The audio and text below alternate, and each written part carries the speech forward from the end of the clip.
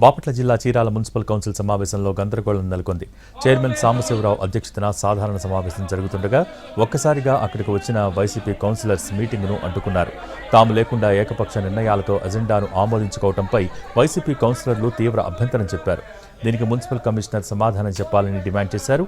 దీంతో TDP YCP counsellors మధ్య తీవ్ర వాగ్వాదం నెలకొంది.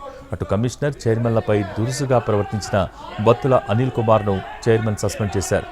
మరోపక్క సభను బాయ్కాట్ చేసి కమిషనర్ అబ్దుల్ రషీద్కు వైసీపీ కౌన్సిలర్ డీసెంట్ నోటీస్ అందజేశారు.